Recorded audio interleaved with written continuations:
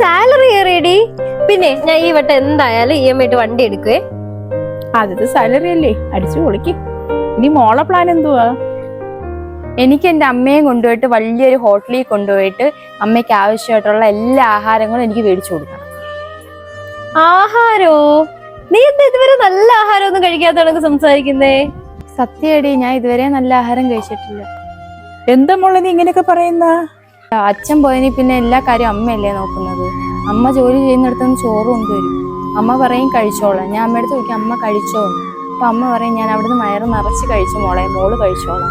അന്ന് എനിക്ക് അറിഞ്ഞുകൂടായിരുന്നു, പക്ഷെ ഇപ്പൊ എനിക്കറിയാം എൻ്റെ അമ്മയ്ക്ക് ഇഷ്ടമുള്ള ആഹാരം എനിക്ക് മേടിച്ചു കൊടുക്കാൻ പറ്റും. എന്നാ ഞാൻ പോട്ടേടി. ശരി മോളെ, പോയിട്ട് വാ. ഹലോ. അയ്യോ എപ്പം? അയ്യോ അവൾ ഇത്രയും നേരം ഇവിടെ ഉണ്ടായിരുന്നു കേട്ടോ. ഞാൻ വിളിക്കാം. ശരി. എന്തോ മോളെ? അതെ, അവളുടെ അമ്മയ്ക്ക് ഇന്ന് മാർക്കറ്റ് വെച്ച് ആക്സിഡന്റ് ആയി. കാർ ഇടിച്ചാന്നാ പറയുന്നത്, മരിച്ചു എന്നാ പറയുന്നത്. ഞാൻ അവളെ ഒന്ന് വിളിക്കട്ടെ. അയ്യോ മോളെ വിളിക്കണ്ട. അവള് വീടെത്തുന്നിടം വരയ്ക്കെങ്കിലും മോള് വിളിക്കാതിരിക്കും. അവള് സന്തോഷമായിട്ട് നടന്നു പോട്ടെ. ഞാൻ പോന പിന്നും നീ